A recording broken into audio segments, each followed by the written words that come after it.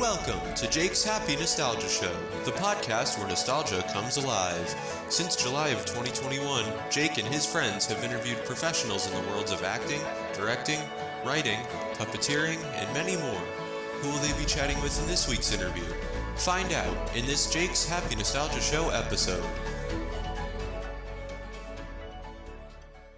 What's going on, everybody? Welcome to another episode of Jake's Happy Nostalgia Show, the podcast where nostalgia comes alive. I'm one of your co-hosts, Chris Bixby, and with me today, as always, our other co-host, Matt Bingel, and our host, Jake Deffinbaugh. How are you both? Good. Doing great. How about you, Chris? How you doing? Very good. Very good. Awesome. Who we got?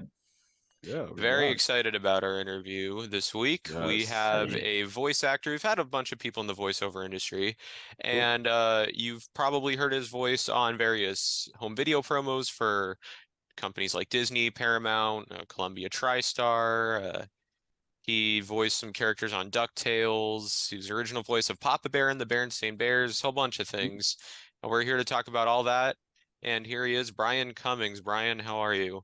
Hey, okay, I got it like, yeah. Well, I just have to be, hey, all right, that's good. I like it. He's really one of my favorite people. Oh, I love it. It's fabulous. Cummings is here. This is terrific. They let us out for today.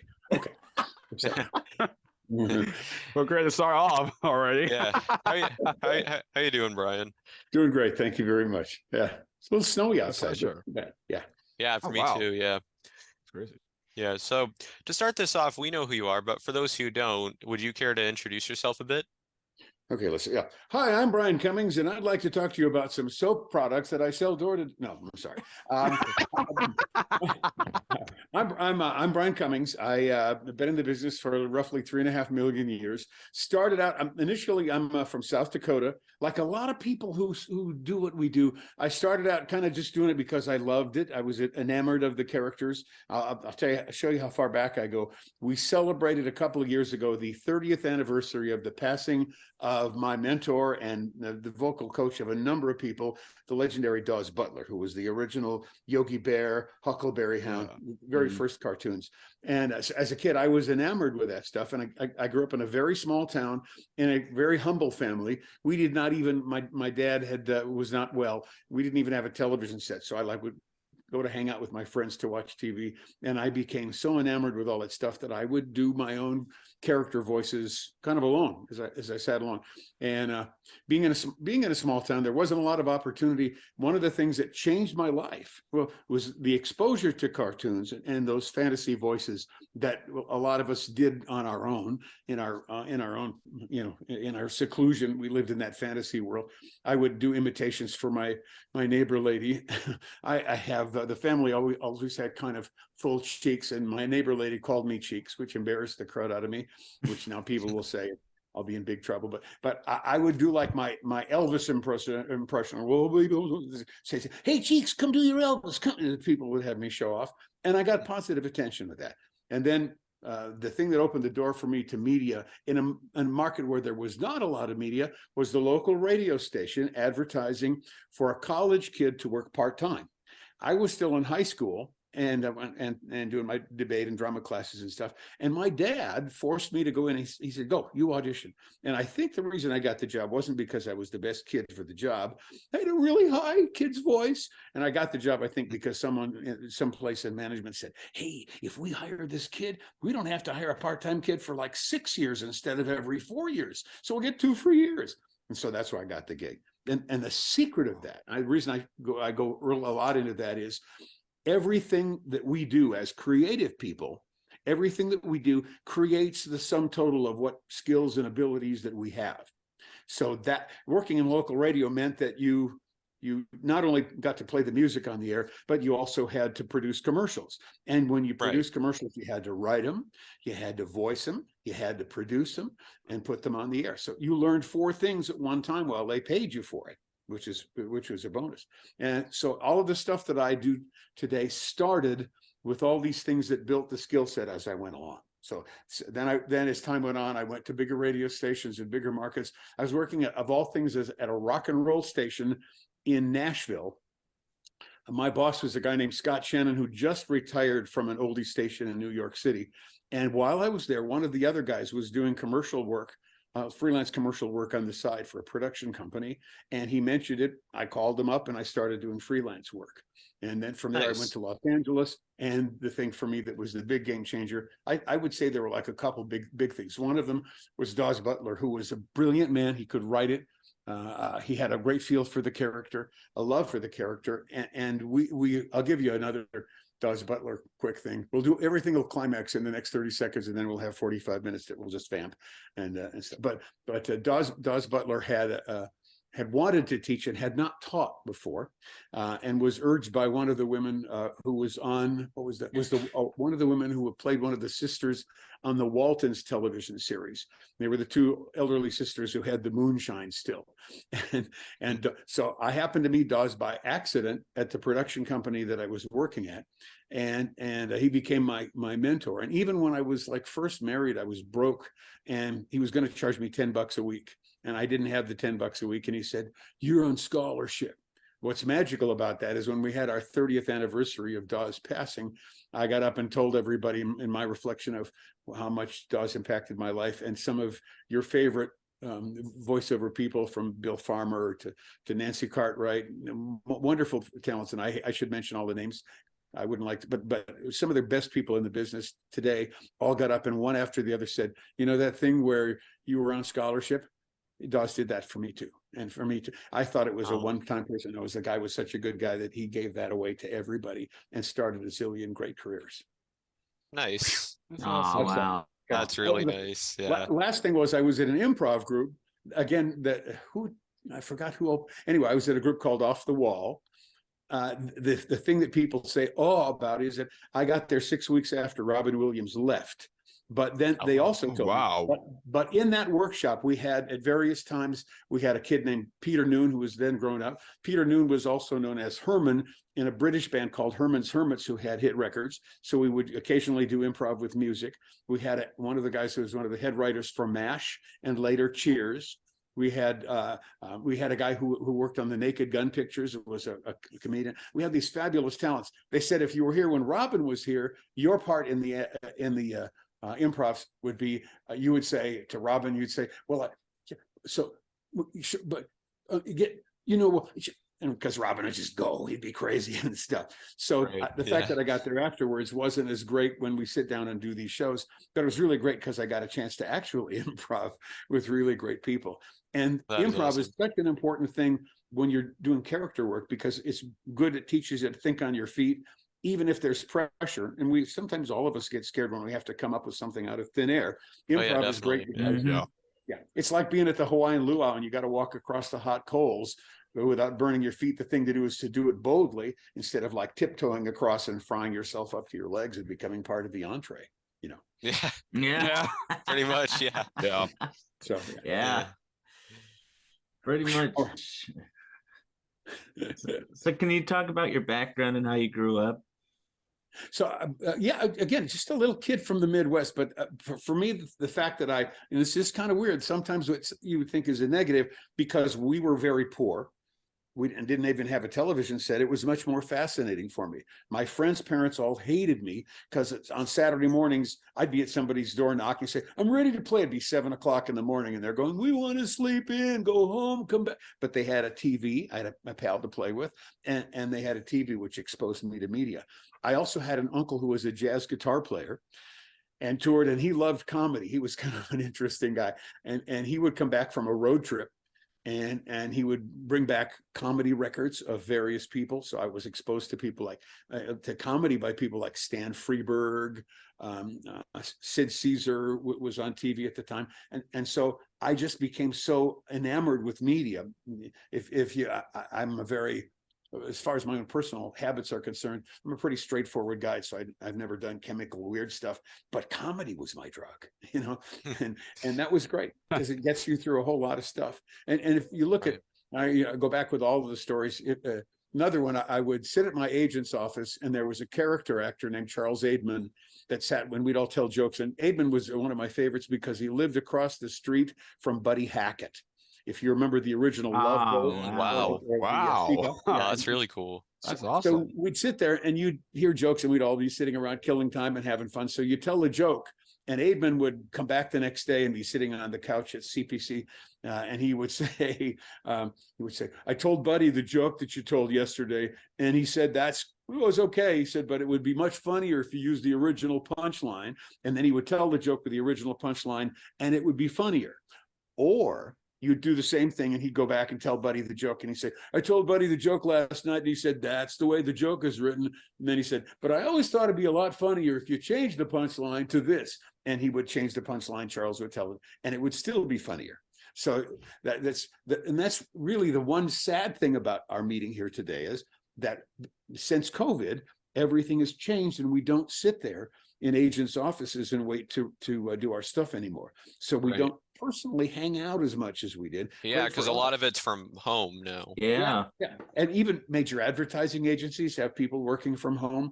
I think there's a guy who's doing brain surgery in his, no, I'm kidding. But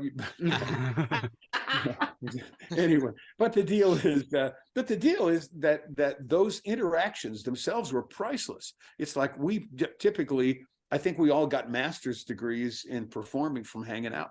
And I could mention also hanging out with other people who have had similar but different background experiences. You know, again, if you're in a group of people, another guy that I really, there's Jim Cummings is not actually related, but I've enjoyed working with you because we pick up stuff off each other, and you just feed from it. It's a guy named Danny Mann, whose dad was a serious actor, and Danny's a comic actor who I love. We got to the point where if Danny was in the session and you came up with the joke, Danny would always have the line to top you. So we actually said that you just got Danny manned because you'd do something funny, and Danny would make sure that he did something to top that. Oh my gosh. Fun and games. Love Fun that. and games, all of it. Yeah. Love that. So now, since you talked kind of about how you first got into voice acting, who would you say are some of your inspirations? Well, so Dawes was my mate. It was kind of, that's the miraculous thing about it. When I moved from the station in Nashville to LA, I moved to a radio syndication company, and I really, because I didn't understand how the business worked, that radio background where you did everything, I brought with me, and naively I applied at this radio syndication company. And I think somebody there did like the radio station, that they said, he doesn't know that in LA, if you're a production guy, you just mix the stuff. We bring in the talent, we have somebody else write it, and you just like put it all together and stuff. And they said, this guy thinks he's going to do it all. We can get one guy to do the job of 3 people. So they hired me, and they sent me to a movie line in Westwood for an oldies format that they had, and with a tape recorder. And they said, we have these features where we have people sing their favorite oldie for the oldies format. We also have people tell stories from high school or from their background that we can relate to an experience that we'll play into a song. They would produce these bits. And I remember my favorite one was this girl who had an infectious laugh. And she said, my girlfriends and I, we used to like tell dirty jokes in chapel. She went to a Catholic high school. And she said, we always thought we were going to get struck by lightning. And there was a record that we happened to play by Lou Christie called Lightning Strikes. And we ran that. But as I stood on the movie line, being new to LA and a little bit shy, which you're probably surprised at. As I was getting people to do these things, I didn't get enough people. So what I ended up doing is, on the way back to the company that I worked for, I faked myself as different people, and I just made up some bits and did them, and they worked, and everybody was happy with it. So again, it's just, you find yourself in the situation. Sometimes just surviving the situation teaches you stuff. So I ended up doing a lot of different things. And there were various points in my life where that stuff happened. And then I became an all-night guy at a radio station in LA, working for Charlie Tuna, and got an agent for on camera. And people looked at me and went, why? So you have a face for voiceover. That was me. And I had a few on-camera gigs, but mostly the voiceover stuff was the way I needed to go. And I have many children. So as I found the lady of my dreams and stuff and got my family, it was also really kind of cool. I remember I did a Love Boat, and I got there at 7 o'clock in the morning, and we shot till 8 o'clock at night. And, wow. And then I went home, and my sweetheart was going, we really miss you and stuff. So with all the kids, voiceover was really great because I had decent hours, got to played many, many characters that no one would ever cast me for, even if they did like my appearance. So I just had a great opportunity to experience the joys of having the the freedom to be able to do something in a character, do many different jobs in one day without memorizing the lines. And it's just been like a magical thing. That's awesome. Yeah. Yeah. That's awesome. Yeah. Being with all those people, it must be terrific. Yeah. Yeah. Yeah. And the tourist bit, the fan stuff is, you know, people go, "You're kidding us." I sat at Pacific Ocean Post and spent like an hour and a half or so with Morgan Freeman, which is kind of a cool thing. Oh, wow. Wow. You know, I Oh. did as an announcer, I did a special on Snow White and the Seven Dwarfs, and Dick Van Dyke was the on-camera host for the thing, and I played wow. one of the dwarfs, and I hung out at Wally Hyder recording for an afternoon with Dick Van Dyke, who everyone said was really quiet. He was kind of like sitting with a neighbor that you'd known for years, and we just had really just normal conversations. But to have a normal conversation with Dick Van Dyke, you got to be kidding me. That was pretty amazing, and stuff like that always happens. Great. You know, I have these things that people would share. People would give you, you know, dubs of different kinds of things that they had. So it was pretty neat. And you work in Bell Sound was a great studio in L.A. First job, Russi Taylor, who later on became Huey, Oh, Dewey, and Louie. Yeah. Among other characters, was in the room, and she was on a session, and she was sitting on the other side of the glass. It was, I think, my second session. As I was kind of scared in there, she was like giving me the thumbs up on the other side of the glass. And then after she left and she had her part, I had something else I had to do afterwards. And the guy that was the mixing guy, my buddy Robbie, was sitting there, and this kind of blonde, slinky kind of person. There's a double glass in the window, so the reflection is kind of weird. You can't really see as clearly as you'd like to. It's a little distorted. And this kind of slinky blonde person kind of slipped into the control room, and it was David Lee Roth hanging out with his old buddy that he knew from high school. So that's great. Oh, wow. Oh, I love that. That is Oh. awesome. Love that. That's amazing. Yeah. So, one of the many characters you voiced was Papa Bear in the original Berenstain Bears series. What was it like working on that show? The people were really remarkable. I'm trying to go back. There was one before we did the series, which Hanna-Barbera of Australia did. Before we did the series, there had been a couple of television specials that had been produced and voiced out of New York. So I wasn't the first voice for Papa Q Bear. I was the second voice. And more recently, the cast has been recast, and Nelvana's been doing the kind of stuff. But there were great experiences. Stan and Jen came. People always come up at a con and will say, "Is it Bernstein or Berenstain?" It's Bernstein, isn't it? It's a different dimension for this. No. Stan and Jan sat in the corner at Buzzy's recording when we did the sessions. Not every time, but they would come and visit. They were school teachers. They went to college with I was Ted Giesel or Geisel. I always forget how to pronounce it, but Dr. Seuss had gone to college with the Berenstains. They were school teachers. And when they first got their publishing gig, it was Dr. Seuss who took their material to his publisher and got them published, and then edited the first Berenstain Bears books for them. So they were actually edited by Dr. Seuss, and it's a wonderful story. It's a true story that Jan joked about it, and she, sitting in her chair, she one day was explaining how they were better than Dr. Seuss, and the reason she said they were better is because she said when Ted wants to write a poem or a song, and he can't find a rhyming word, he's Dr. Seuss, so he just makes up a word. We have to actually rhyme, so we're better than him. And she kind of chuckled in her own way. So it was kind of a cool thing. But Berenstain Bears, if you go back and listen to it, some of the stuff we do is kind of mimicry. So they wanted something close to what the original voice was, which we did. And if you go back to listen, I have two characters that are very similar, and both of them have maybe a little bit more John Goodman in them than I would ever care to admit. So I won't say that.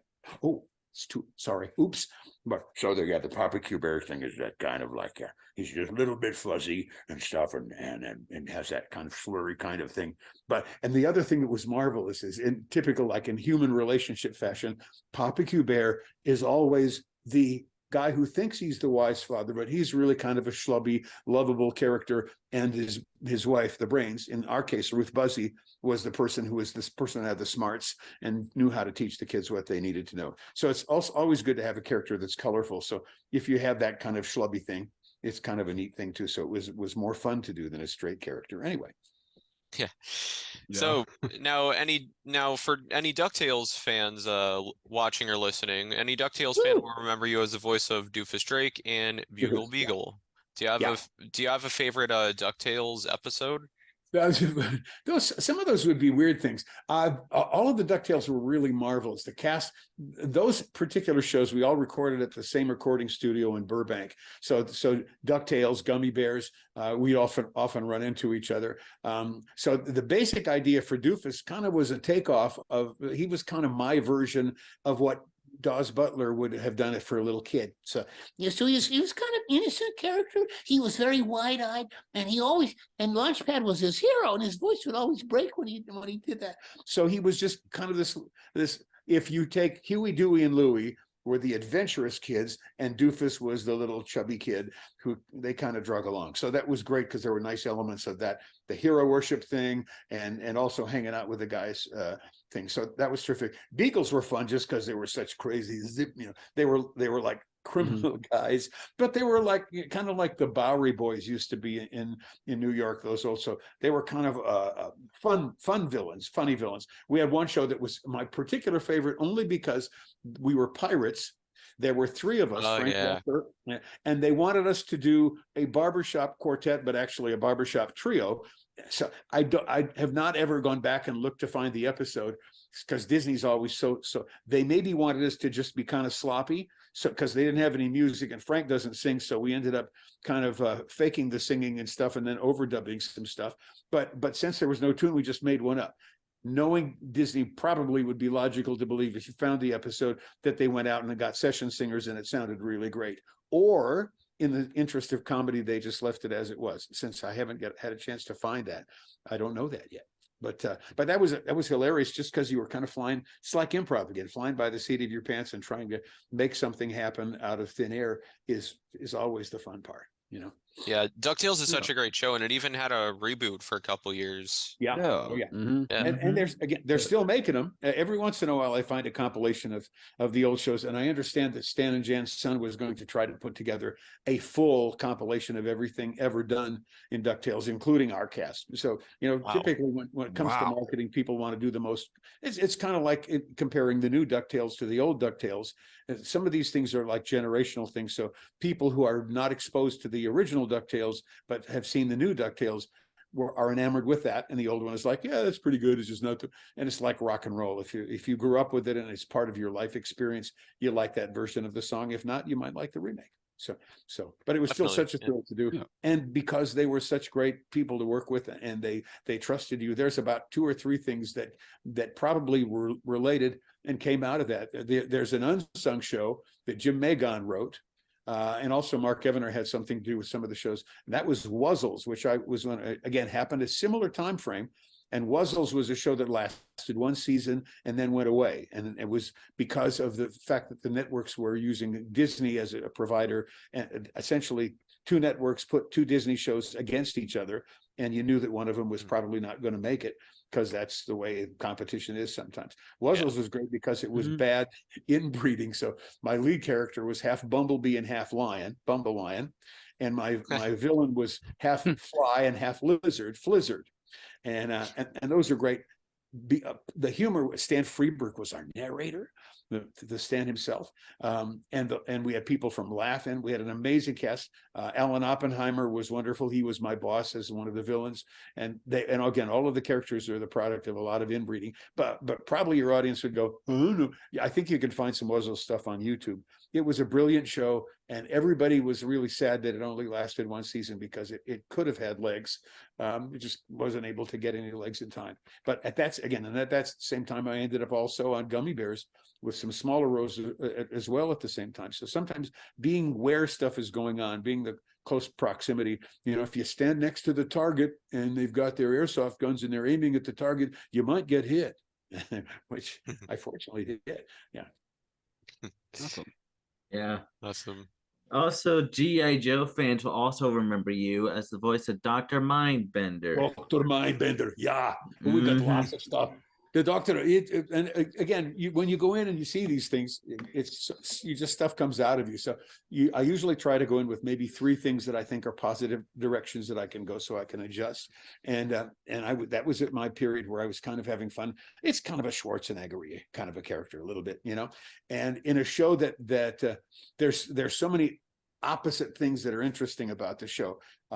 Wally Burr, who's our studio we recorded, who directed that and Transformers, was a brilliant director. And I had built a small studio on Ventura Boulevard that earlier that I had sold to Wally. So we had a connection back and forth with that. So when he had me in to read for, I'm thinking he just liked the fact that he could do broad stuff with the character, because much of the characters are really stoic, hard fought military guys. And Wally had a military background. Of all the shows we did, you could go into Hanna-Barbera, and this is not saying ill of Hanna-Barbera, it's actually saying it's amazing how well they had it organized. You could sit down with an amazing cast. There's June Foray, Frank Welker, and you could sit around a table and read the script, go in and record it, and be done with pickups and out of the place in half an hour. Wally had a huge cast, liked everybody to be there, even though he had all these different interplays. So you would sit there, you'd be at Wally's for maybe 2-3 hours. But the marvelous thing about it, and when we were busy, we were all going, I'm taking 3 hours. I need to go get to another gig. But the reality was you sat on the couch and you talked with great people, and you got to know those great people because you were kind of just forced in. So you got to hang out more with people than you did on some shows. The process took a little longer. And and Wally was the kind of director, he wanted it to be done exactly. He was like, not just your interpretation. Wally knew how the line was to play. So several years ago, I came back to North Hollywood, and we did a party for Wally, and had members of Transformers and G.I. Joe there in the party. And at the end of the evening, for the climax, Wally had it all set up so that we were all going to sing the heavy metal theme song to Transformers as a group all together. All right. Oh my gosh. Yeah. Wow. And so and they had the track, and they had the microphone. Insane. It was awesome. Okay. So we sang it. Wasn't good enough. Wally was the consummate director, said, okay, do it again. It's not good enough. So we sang it 3 times before Wally said it was done. It was just a party, but Wally had to make sure that we did it 3 times till it was just right for him. And that was pretty cool. So Mindbender is great because he's a very colorful character, and it's always fun to do the villain. And now I don't play him as angry and as military and evil and stuff as I did for the original series. If I show up, I do him more for fun. But what's so cool about the Joes are, and even then, you don't know what's going to be who's, like I mentioned puzzles earlier. So you think something is going to be legendary, and I wanted to be on Fraggle Rock, and nobody was interested, and I didn't get a shot at it. But I got G.I. Joe, and being in the business, I thought this thing is 65 episodes. So when I saw it on TV, the animation jerked a little bit. They didn't have as many frames per second. They had a huge cast to pay, so they had to save money. And to this day, you go to cons. I've been to the National G.I. Joe Con 2 different times in 2 different locations. For different people, and there are 4 generations of G.I. Joe fans that are still fans of that original G.I. Joe series. They're still rabid fans. Wow. I was in Augusta, amazing. Georgia, and they were treating me really nice. I had a great time in Augusta, Georgia, and I joked with them loud enough, like I'm doing with you guys, loud enough for everybody to hear. And I said, some kids' parents got them the aircraft carrier, which pretty much meant you couldn't park one of your cars in the garage because the aircraft carrier took up the space of one car, just about. As a joke. And there were half a dozen guys on the floor, adult guys, who said, I still got mine. I got mine too. And it was great. Joe fans are just like rabid. It's so good. It's so good. Yeah. Yeah. And I know you also mentioned Gummi Bears. Gummi Bears is another really good show. Oh, and the magic of Gummi Bears, I have to say, having had kind of supporting roles, and it's kind of sad how I got one of them. I got, because I was in the building and we were recording at B&B Sound, and they needed a parrot, and it was one of those things that they knew I could do, and I happened to be around. It was easy to have me come over and do that. So I did Artie Deco with Rob Paulson, and then sadly, Roger C. Carmel. For those of you who are big nostalgia fans, Roger C. Carmel, good character actor, was known probably among people in our side of the business most for playing a character called Harry Mudd on the old Star Trek series. And he had these little fuzzy creatures that he sold people to be pets on the starship. And the joke was that these things multiplied so rapidly that as the episode went on, you'd open a door and that, like, thousands of these things would fall out. So Roger C. played Sir Tuxford, a knight of Dunwyn, and Roger C. unfortunately passed away. And so it was one of those deals, since that they called and said, Cummings, can you do this? And he played me, Roger C. And I remembered, they said, okay, you're Sir Tuxford. So it was a joy to do that in a supporting role, but it was also very sad that a really terrific guy, We all Yeah. show up and we all leave. So that was a sad one, but also lovely to work with a great group of people. And that, again, some of my favorite people were in that, and the chemistry. You know, you had Lorenzo Music, you had Corey Burton, you had you just had amazing chemistry among all those people. And again, I hate to mention one or two names because I'll always forget somebody that I wish I would mention later. But Right. that was a great ensemble. That show was, the chemistry was phenomenal, and those people are still amazing people. And it's just neat to be in the same room with people who can do so well, because you can't help but have fun, but you also learn. Yeah. Definitely, yeah, of Yeah. course. Oh, definitely, for sure. Do you have a favorite episode of G.I. Joe?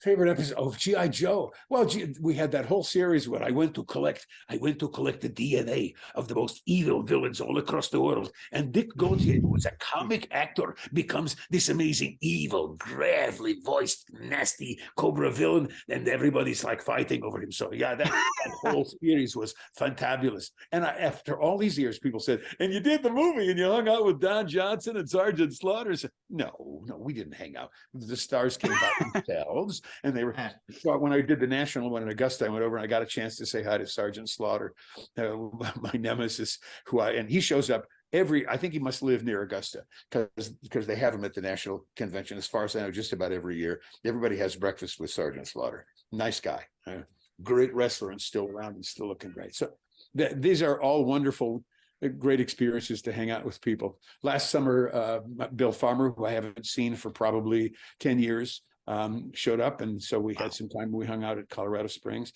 Cons are great because you get a chance to hang out with people that you don't necessarily get to see very much anymore, you know? Yeah. Definitely. And Pretty you cool. know, and back to Gummi Bears, I mean, Gummi Bears had a lot of wonderful episodes as well. Yeah. Oh yeah, Mhm.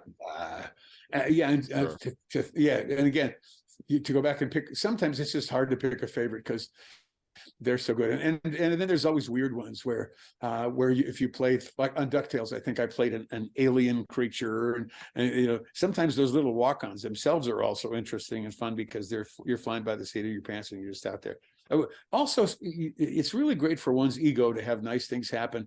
We had the producer of the Batman series, and I can actually share a Batman story that would be interesting to everybody as it relates to a whole different series. But the producer for Batman, I did probably maybe 4 episodes of Batman, and they were all little small walk-on characters. So we had a panel at the FanCon in Denver, and the producer was sitting on the panel, and he said, "Oh, I'm so excited, we have Brian Cummings here." And I'm like, but I did like, so it was just nice that somebody remembered somebody who did a walk-on, a really small character in a big way.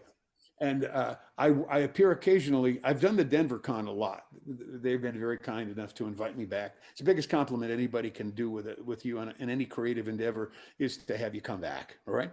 And so Yeah, you burned a hole in my couch, come back. No. So this particular guy worked on Phineas and Ferb, but also was on okay, Yeah. and good guy. I'll see if I can get you his connection if you want to talk to a good animator who's really great on mic and good with the crowd. And he also was on Gargoyles, and he told this story. Love Gargoyles. Oh yeah. Oh yeah.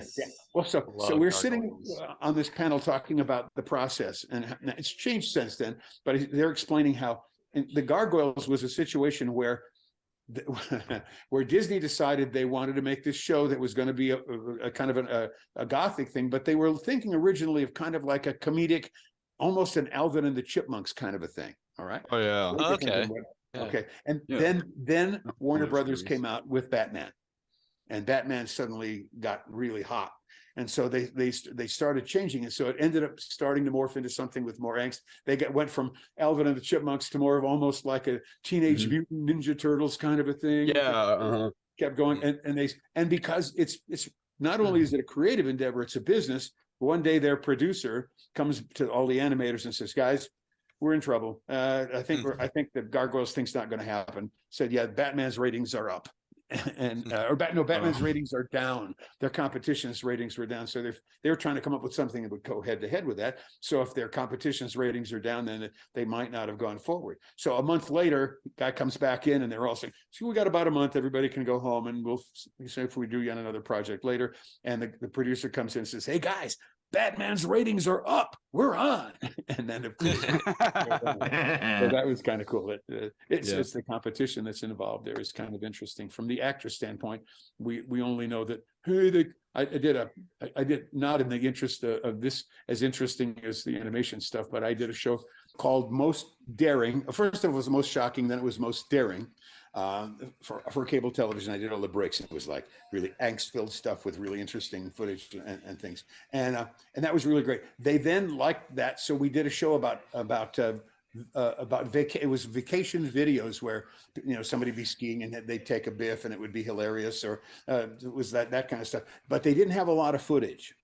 So you'd end up seeing the same shots over and over again, edited maybe slightly different, little shift in POV as much as they could. And you'd have to, so they started thinking that in order to make the show interesting, we need to have something happen in the dialogue that's not just telling the story. So we started evolving in this. So we need to get to that kind of a sarcastic sense of humor going. And so we started getting lines that were edgier. And this is the nature of show business as a whole. So we did this for probably maybe 3 months. Had great times. Everybody was terrific.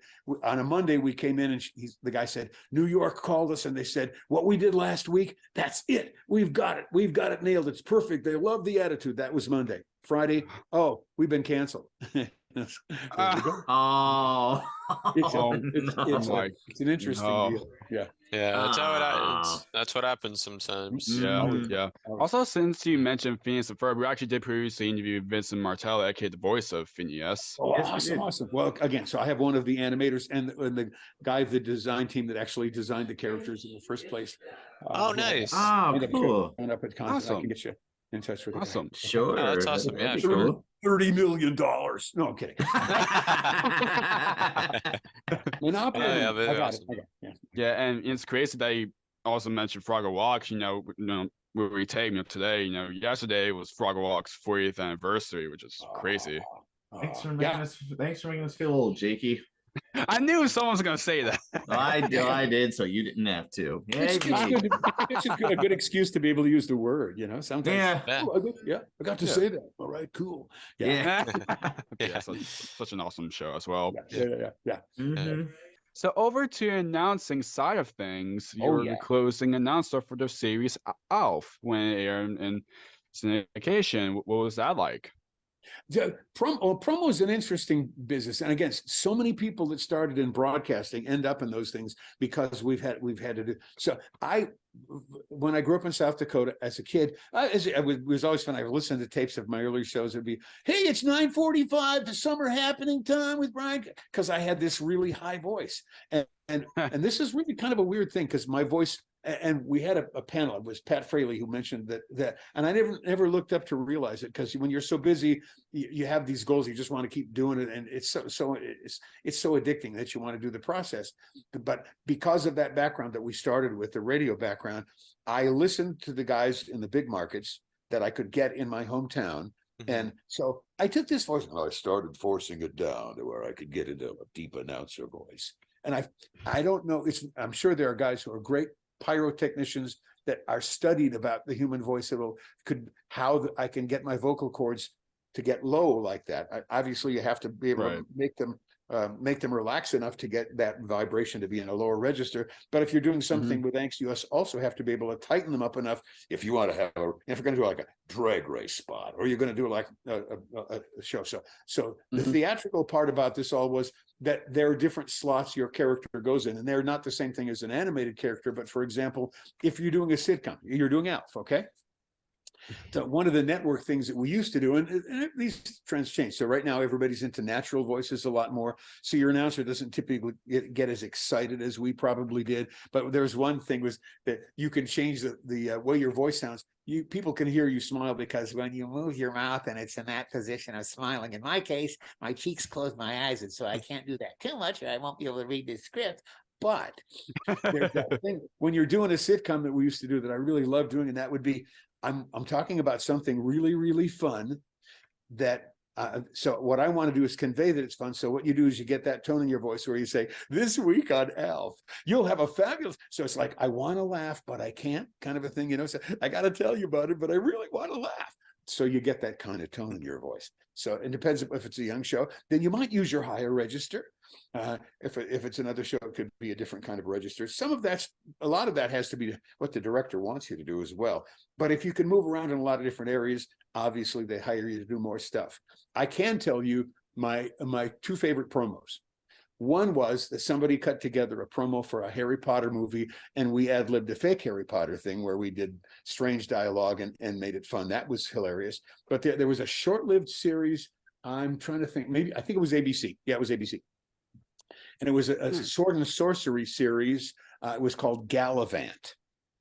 And only for you, again, you might find something up on YouTube about it, but it was really great. Right. The guy who produced it had obviously had a stage background, and what made Gallivant interesting was one of the characters had been a regular character on Psych. One of the cops on Psych was one of the characters, and so it was a sword and sorcery epic, but it was a comedy, and it was like a comedy Broadway musical kind of a thing on television, and it was hilarious. Sadly, it didn't last very long, but they wrote this great song, and it was kind of like channeling your inner Hugh Jackman as you sang this "Tonight on ABC" kind of a thing. It was hilarious, and I kind of had the feeling that the guy that directed me would probably have liked to have done the finished job himself, and I tried really hard to be as considerate to this guy, because I got to do the gig that he had created and got to do the singing part. It's still one of my favorite things.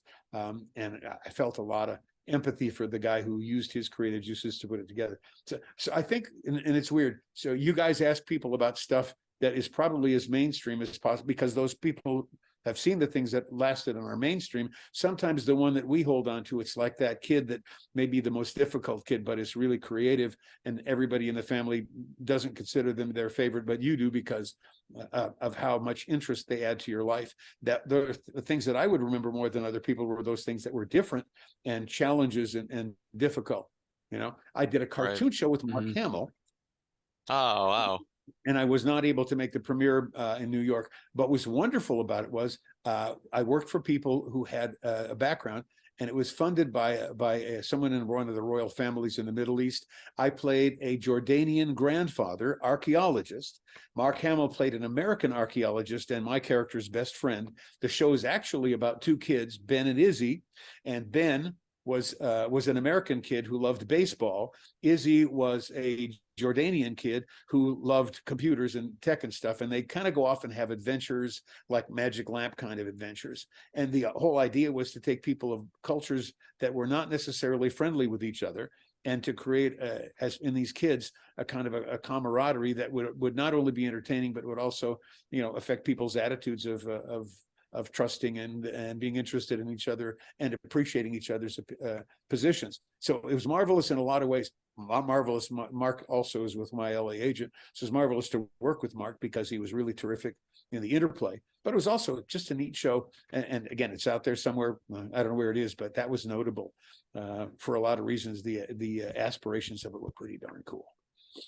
It sounds cool, yeah. Awesome. I've been called a big aspiration. No, I'm sorry. So now one of your other most well-known voiceover jobs is narrating many commercials and promos for TV and home video, including Disney, Paramount, Columbia TriStar. What is it like getting to do those? Again, trailers are an interesting thing because of the fact that they're driven a lot by SOT. So your interplay is not necessarily with live people. And oftentimes there are little techniques that are different. If somebody's interested in doing trailer work is something where you have no idea where the editor is going to actually put the clips, whether they're audio clips or video clips in. So if you're reading a thing about a movie, if you're reading something about, let's see, if you're doing a promo for, I'm trying to think of a series that I want to use it. Okay, but if it's let's take Longmire, which is a cable series. And so if you're reading a line, it will be tonight. Murder occurs. People can find themselves in difficult situations and never know what's going to happen. And everything I did was just staccato and took breaks because you have no idea. It's more dramatic this way. Everything, in other words, at the end of the line, you drop down at the end of the line. So it's a statement, because they can then say, people never know. SOT goes here. Look out! I'm coming at you! Pow, pow, pow. what will happen when they step outside. I'm gonna take their car away. You know, so this all has a way to work so that the promo is an entity, and so everything has to have these little breaks in the clauses to do that. So little techniques are different in different kinds of the business and stuff. So that promo is interesting because the finished project, I had one. Corey Burton did a theatrical promo for a Denzel Washington picture, and I got hired to do the cable syndication version of it, and they basically used the same promo, and I didn't know that. And I went in and voiced it, and they put it together. Deja Vu was the movie, and I did the Deja Vu promo, and it was really fun. I put it on my demo, and I've had probably half a dozen people, producers and other people, say, "You didn't do that. Corey Burton did that. I heard his." You know, it's like, well, I did do that. I just didn't know that he did it first. So there's so many different areas of the business that little compartmentalized areas and stuff. So but it's always a challenge. So my challenge in that case now would be, hopefully I did a decent job. So I honored not only the client, but I made Corey's, gig valid as well. And now we did the piece. So there's just a lot. Voiceover is great because you don't have to look like it. So there's a lot of stuff out there that people need to have done. And that's marvelous. Right. Mhm. Right. Yeah. Right. So so I feel like some people will be very very wondering about it, but well, I know you can still do it because but can we hear your line coming soon to on video? Okay, okay, yes. Coming soon to home video. Coming soon on Disney Home Video. Coming soon because we need to make back the money on this freaking picture. and in the area of DVDs, actually the most famous line that they had me do several times, but it's probably this one line, and that is, "And now our feature presentation." Oh yeah. My demo said, "And now our feature smells." So I'll take a break and be right back. So yeah, no, you have to put your hands in your ear and act really funny in order to do that. But yeah. Yeah. Oh man. It's like a wonderland of being able to do silly stuff, and people say, We'll pay you for that. "Okay, all right, sure, thank you." Yeah, get paid for it. That's Yeah. Of course. Yeah. We don't tell people that I would have done that for free for most of my career. Yeah. So, no, only the paid stuff we'll talk about. And actually, my latest thing is weird because my latest thing takes me all the way back to the original stuff, but has a story. I have a producer. In fact, it's the guy that called us in the middle of this show the second time. The first guy was an agent, and this guy hired me years ago to do a syndicated radio show as a comedy voiceover. It was called The Mad Minute. It was based on Mad Magazine. And at the time, the publisher, who I don't think is a publisher now, made it impossible for them to do the show because the guy was so into it being in the Mad vein that and this was supposed to be into radio syndication. So they wanted 365 one-minute comedy pieces to play each year. And in order to get that done, you had to have the publisher of the magazine, since this deal was with them, approve the script. And we did some great stuff that he produced and played for the guy. And the guy's response always would be, "Nah, it's not mad enough." And they got so frustrated, they literally went back to old Mad magazines and pulled material out of the magazine. And when they went for approval and they told the guy, said, "Hey, that's your own stuff." And the guy said, "That was then, this is now. It's not Mad magazine enough." So we never got the project. But the guy that did that started an internet radio station called planetpootwaddle.com. That's very eclectic music and weird comedy. Okay. So I worked for the guy for probably 15 years, and I got to the point where we became friends, and I would do stuff that he asked me to do. But if in an audition I ad-lib something, as around the character, I would save all the stuff that I did in ad-libs and send it to him, and he'd throw that stuff on the air as comedy as well. And there were a bunch of really great people who are very successful people who worked on the project. We had a marvelous time. And about a year ago, he mentioned to me that he had a project for what sounded to me like it might not be all that exciting.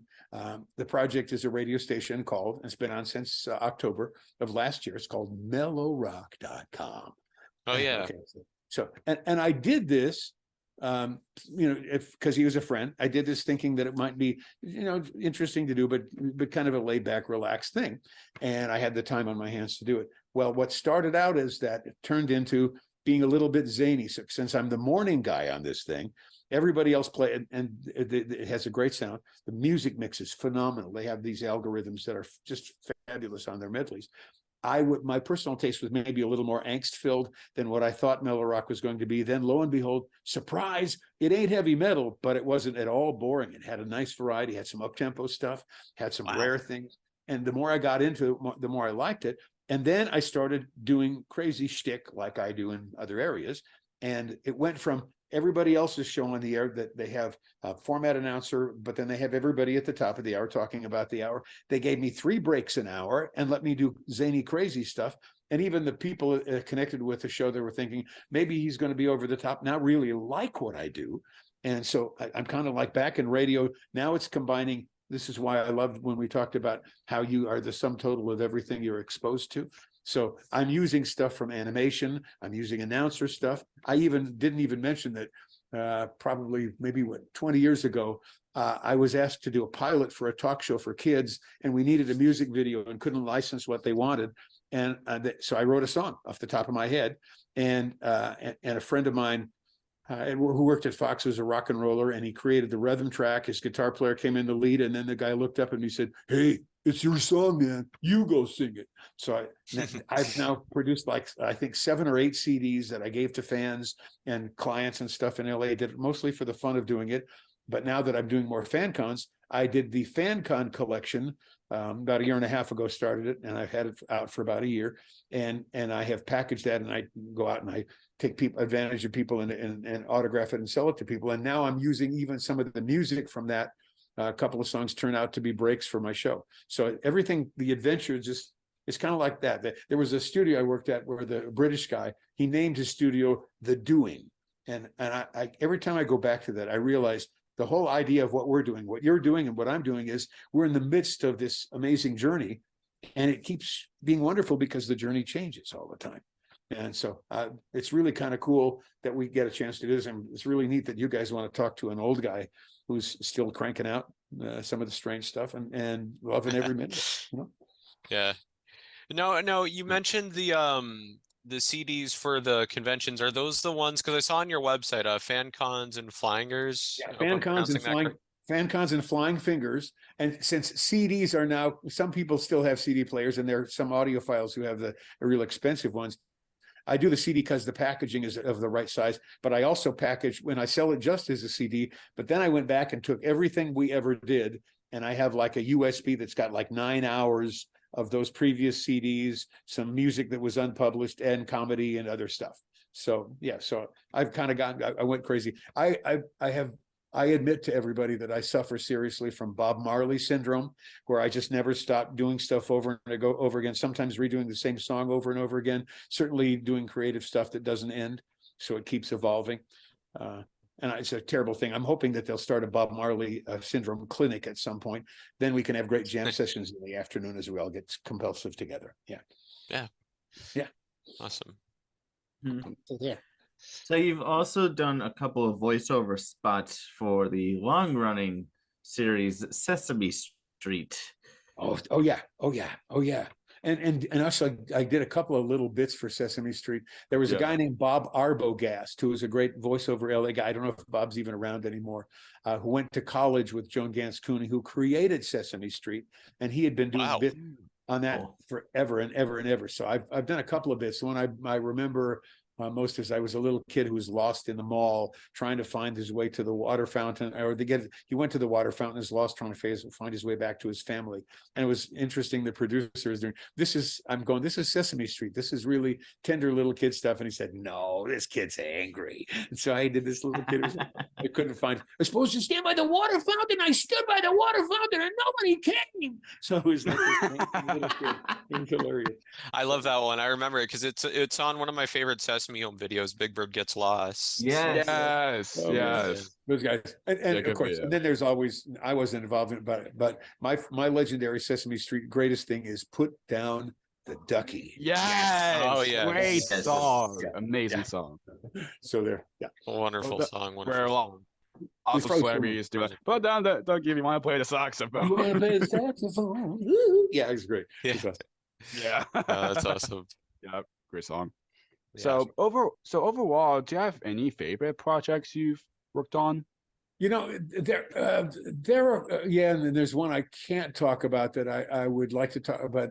There's a guy who's just who's an animator who had some difficulty, some family tragedy, who wanted to do a show to salute somebody in his family that I've done several voices for, and I'm hoping to see that released next year.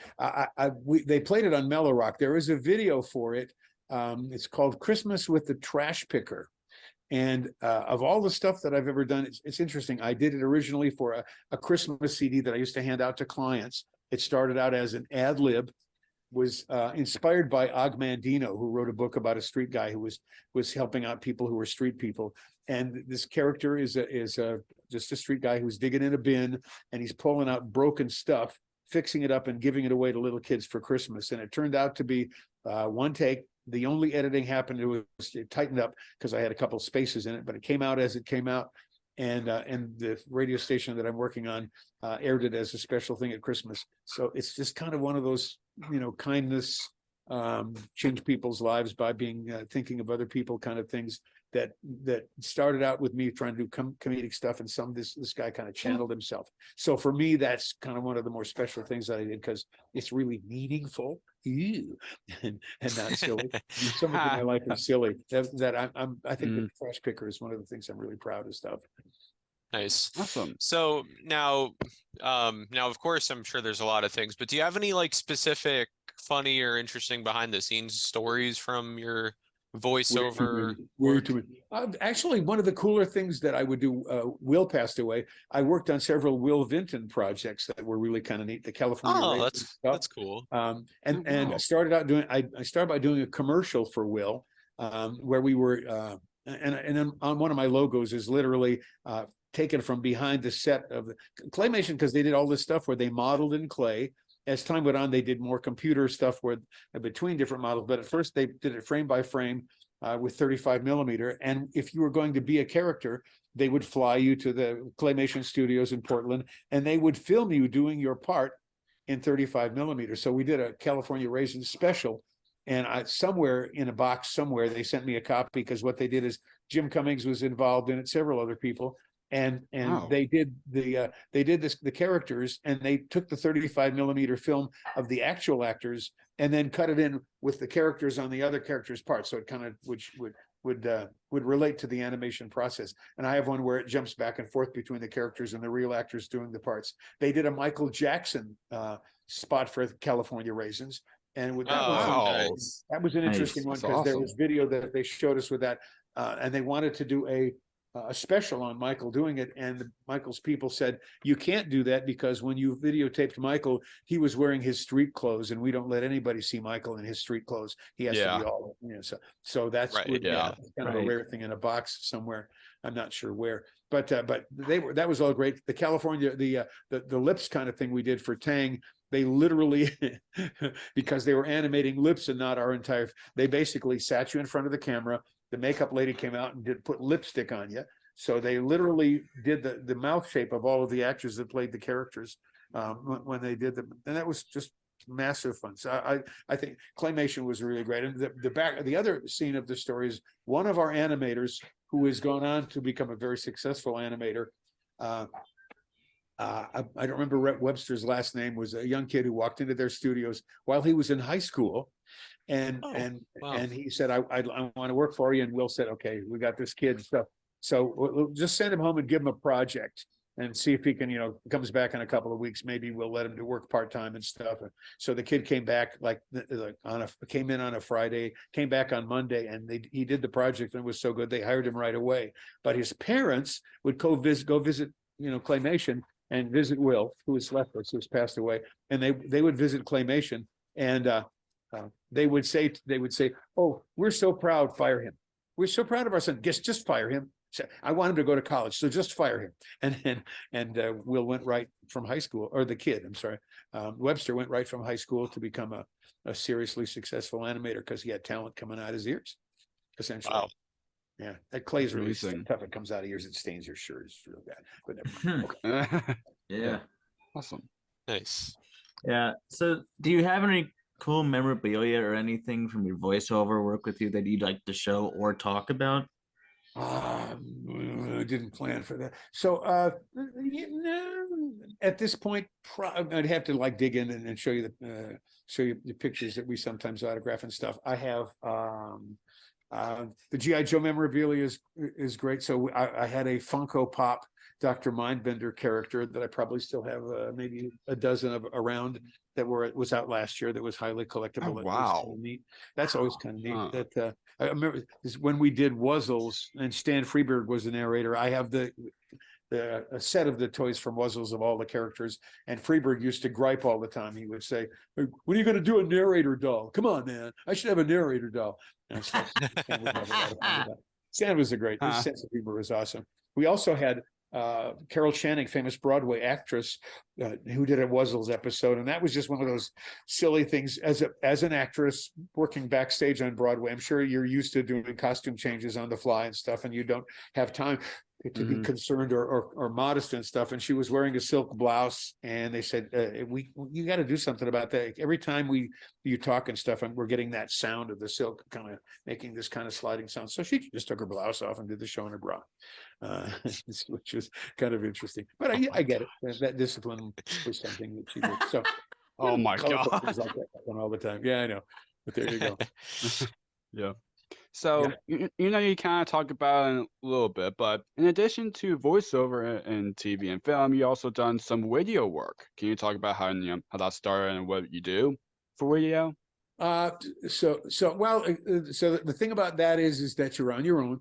One of the things they like about this deal is that I have, they like that we do anecdotal stuff. So I've done little bits on the improv group and stuff. And I also had an airline show, oddly enough, that I got into just by chance called Brian Songs. And I had Stan Lee on the show and George Carlin. Oh, as well as musical acts. I had like the Moody Blues and they're older acts now. So I think he just retired. I had, oh boy, I had Billy Joel. Again, a lot of the anecdotal type of that stuff is really great.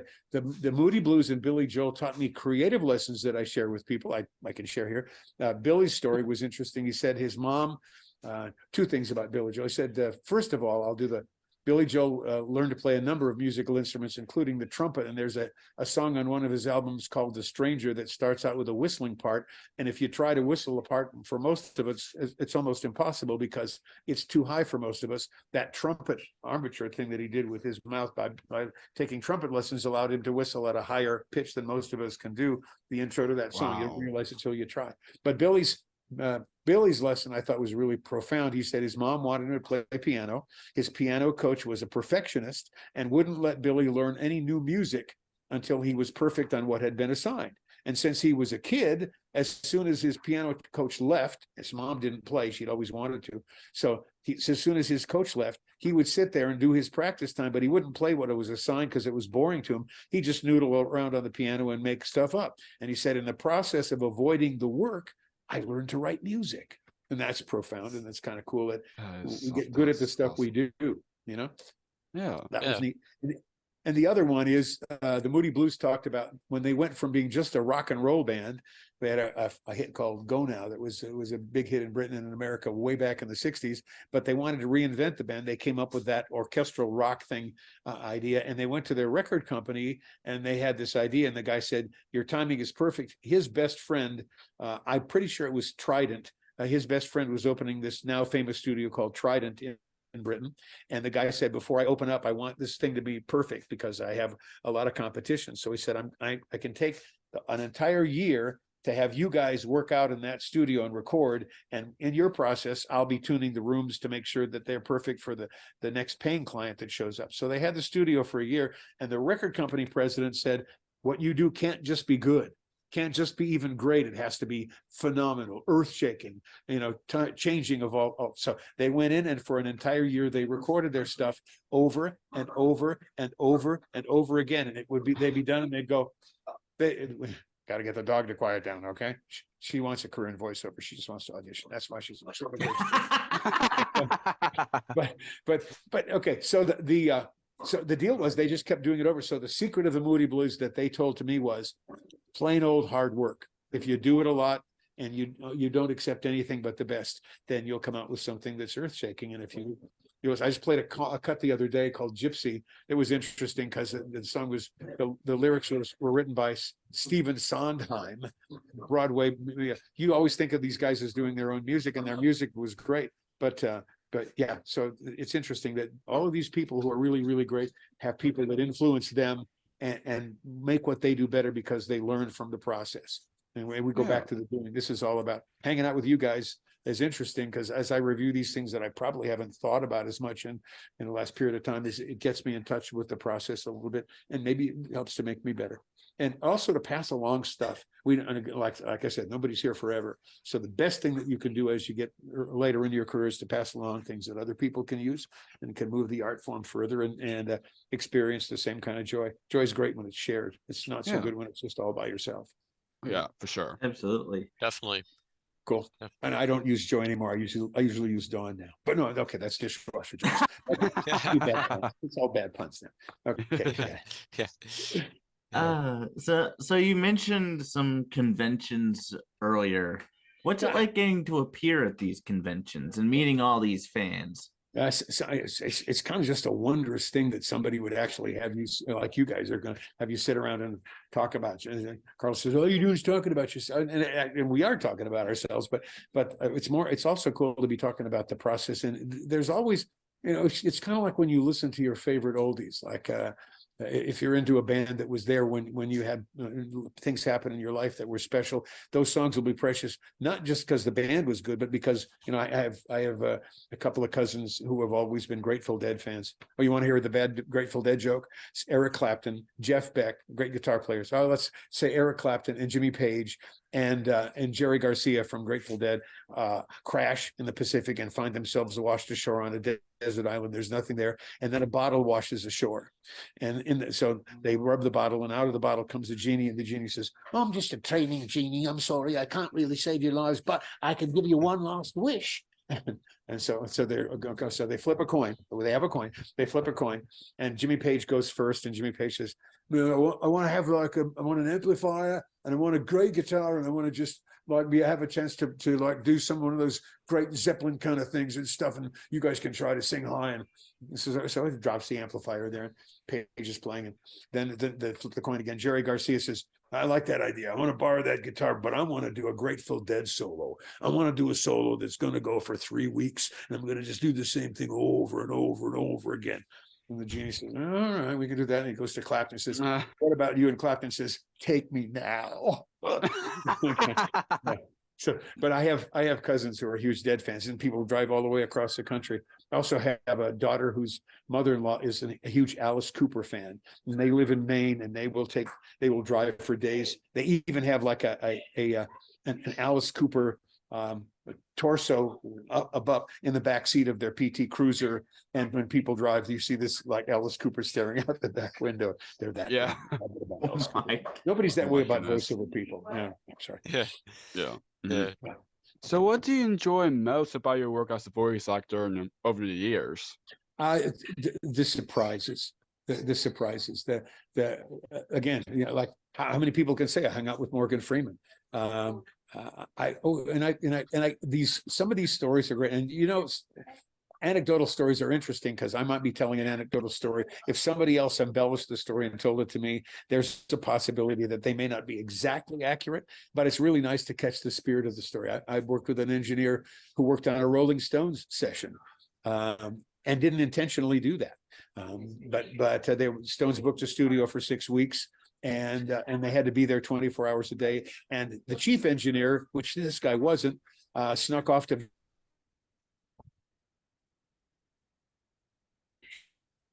that I actually mixed Mick Jagger, but he said I did. and so you kind of froze there for a second when you were. Say that what? You were kind of frozen for a second when you were telling. Oh, sorry. That's it's because right now I'm in Colorado and it's cold outside. So, okay. Anyway, I'm getting crosstalk on the other side of the room. Hopefully it doesn't bother everybody. Okay. No worries. But the process, the process is, it's all about the doing. It's all about being present and stuff, and always knowing that you can learn something else. You can come up with, you don't know everything, that you always have something that could expand you, and teach you. And trends change, so you can't ever like say that I'm just going to be. And there may be sometimes guys, they're always the Don LaFontaines. Remember Don LaFontaine, the movie trailer guy? In a world, kind of. Or Gary Owens, kind of a person like that. Well, okay. So there's some guys that maybe do that kind of thing, but for most of us, when trends change, you either change with the trends or you sit back and tell people stories like we're doing here. But but there's always new stuff. And I find that, again, the brain is an interesting thing. I've been noticing that I every once in a while I do a mellow rock break, and I'm doing my what's his name? Keith Morrison will suddenly creep out at the end of mellowrock.com, and you'll get that gravel that Keith has. So we're always impressed by things that the environment gives us around us too, that we kind of absorb, and that's all. Definitely. So we've talked a lot about your work in the past. Can you share any projects you're currently working on? The projects that I'm currently, so that we talked a little bit about that animation project that is in process. I did a pilot in audio probably 10 years ago, and the people on the pilot that voiced it, Jim Cummings was on it, Corey Burton was on it, a couple of people who are no longer with us. And that audio pilot, I have someone that's interested in it. This is the most embarrassing part about this project is that I produced an audio version of it in order to try to sell it, and then moved from one location to another. So it's in a box somewhere, or in a file somewhere that we haven't yet been able to find. So my current project is trying to dig out the pilot, because the timing is really good for it now that maybe wasn't as good for it then. So we'll see about that. So other than that, I'm a participant, so it changes from day to day and week to week. So there are things out there that I can't talk about that are in process, but there's a lot of stuff going on, and I keep going. And the music process is still going on.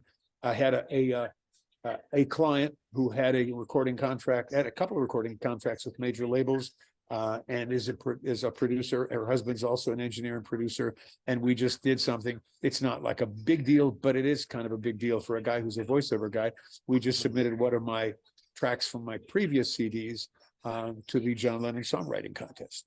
So wow. Just being engaged. Wow.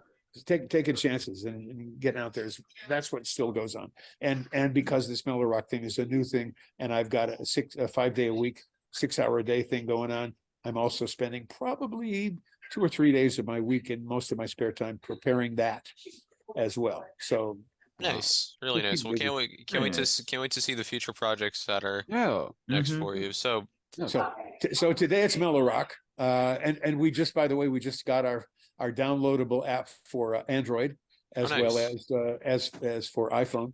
That's a freebie. This looks like a giant moon, not the kind where don't go there. Don't go there. That's what must have been tough being Keith Moon for all the jokes that would come. Hey, Keith Moon. Yeah, okay. I did already. I'm sorry. Okay. Who used to be the drummer for the Who, by the way. Okay. So can't wait for that. Yeah. So as a voice actor, what would you say are the biggest challenges you faced during your career? Well, actually, right now I'm in Colorado. I kind of go back and forth now, but I spend a lot of my time in Colorado. The biggest challenge here is that it's dry. So there are days when I don't maybe necessarily get as far down as I have. So sometimes it gets a little scratchy. Took my wife to see Harry Connick, and even Harry Connick, who's got a clean, great delivery and stuff, made some jokes about cardboard in his throat, and we got a little. So I don't know how people tour here who are major acts, because a lot of great people appear here and deal with the dryness and the environment. You don't even stop to think about it. And when I go any place, East or West Coast, and there's more moisture in the air, I suddenly find myself doing, ooh, I could do that better.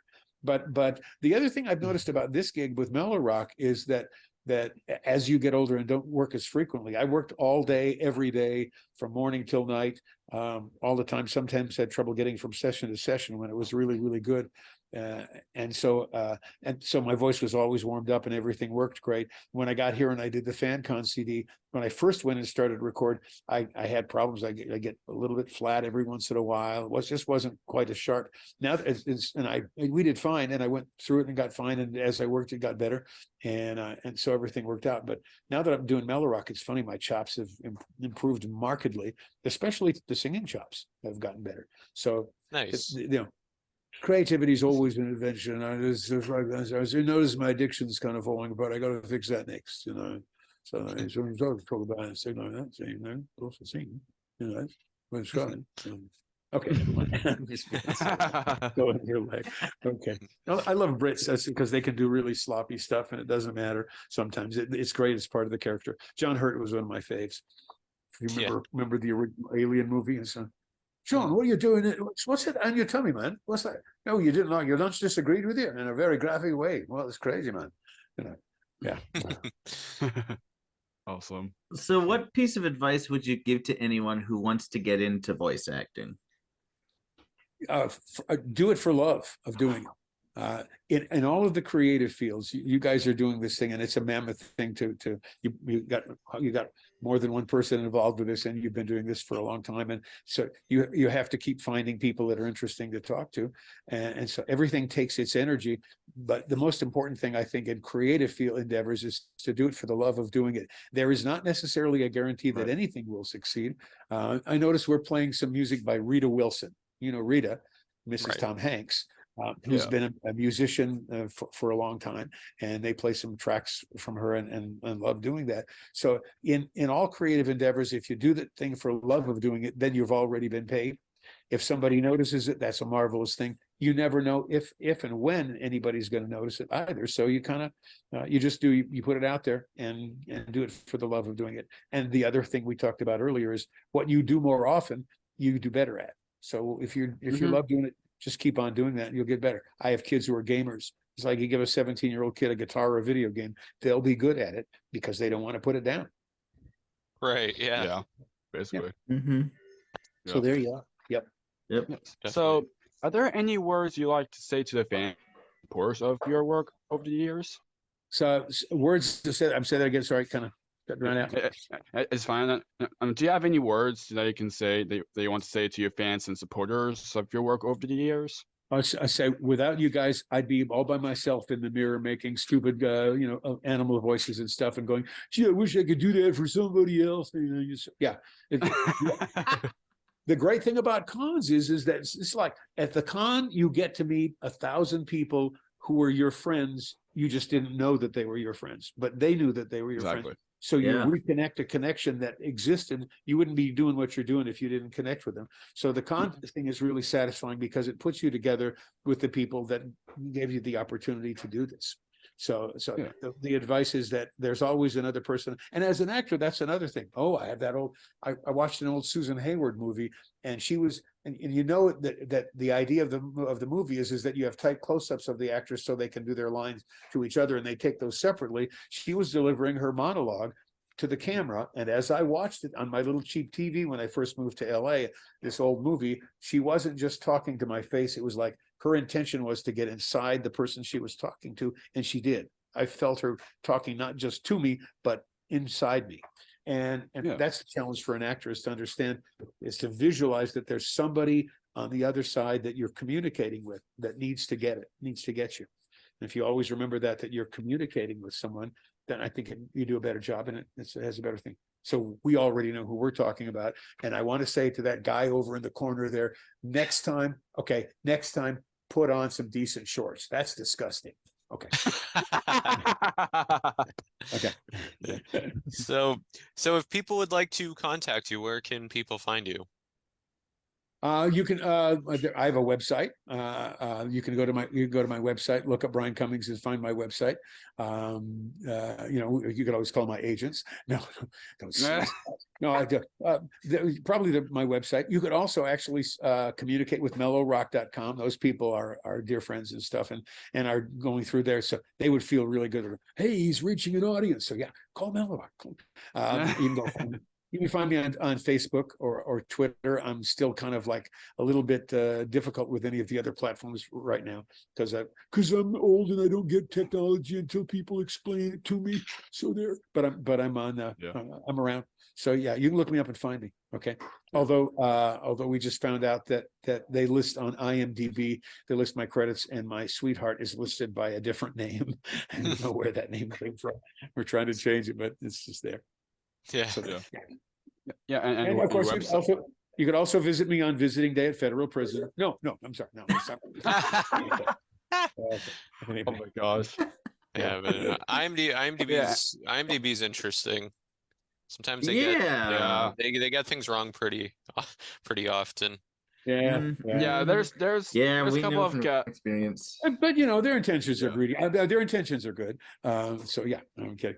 But yeah. And there's a couple of guests we previously interviewed that some people would be like, oh, we mentioned about the work, and then the guest was like, I don't do that. I didn't do that. Yeah, I know. Well, it's the other thing happens always with Jim for some reason. People like to get into Wikipedia and go, no, Brian Cummings is Jim Cummings' brother, and they both came from Cleveland. It's like, no. It's my sister actually found in upstate New York the first Cummings who came to America was John Cummings. He came in the 1800s and is buried in a small graveyard where the town disappeared. So you have to drive to an intersection and go find it. But in the same graveyard is another John Cummings who came from Ireland in the same year, is buried in a separate grave, and they're not related, at least unless you go back enough on the genealogy to find him. So it's like, yeah, Cummings has been around. The name's been around. So yeah. But that's okay. Jim's a good guy. We were at the same agent forever, and we like to hang out, work together. So that's all good too. Jim is a brilliant musician, great jazz and funk drummer, as well as a great vocalist and cartoon voice. And yes. Ton of wonderful voices. So since we're close to wrapping up, Winnie the Pooh and everything. Yeah. So since we're close to wrapping up, Jake, how about you? Go ahead, Brian. Were you trying to say something? Go ahead. I just both of you at the same time. Let's wrap it, baby. It's all good. All right. Yeah. So and yours. I suffer from silliness, obviously, but you guys do too. I can tell that works. Just Yeah, we do. We do. And again, if you listen to the Mellow Rock stuff, you're going to find the guy who said we could never put this guy in the air. He does too much. He's too silly for Mellow Rock, and now I do it. And the guy says, I like that. That's good. That was so I make sure that I some of the strange stuff, but I do shtick and character voices and produce bits and all sorts of stuff there that they allow me to do, which is making it much more fun to do. That's why I'm excited about it. I think because I get to do the stuff I want. Yeah. Yes, and links to your social medias will be in the description below. For people to check you out. And goes with your website. Yep. Yes. Yeah. Oh yeah. It needs maintaining. I'll be working on it all night tonight now because I haven't dealt with it for a while. That's okay. Yeah. All right. So Jake, why don't you take the last question? Okay. Yep. Yeah. So to wrap things up, this podcast is called Jake's Happy Nostalgia Show. When you think of nostalgia, what do you think of? Or how would you define the word, or your own words? How you define the word nostalgia? Nostalgia is things that relate to what is part of yours and our collective life experience that has enriched or entertained or somehow altered your life in a positive way. Nostalgia brings back that good feeling that you had when you were first exposed to things.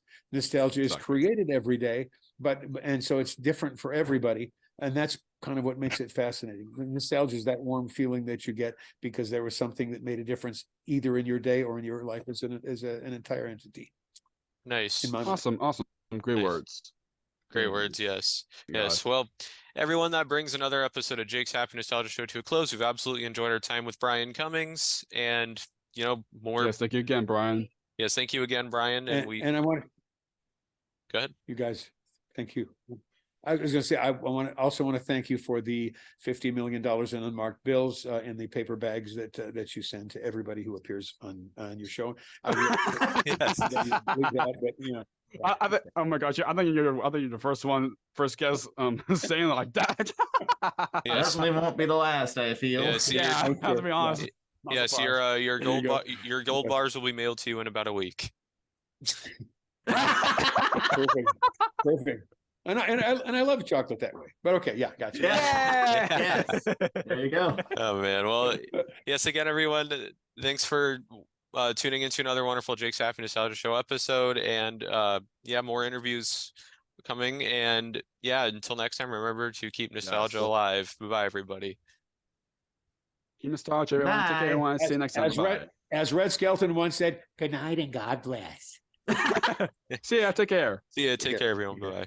Thank you for tuning in to another wonderful Jake's Happy Nostalgia Show interview. Be sure to follow Jake and the crew on social media and stream the show wherever you find your favorite podcasts. And as always, remember to keep nostalgia alive. Bye-bye.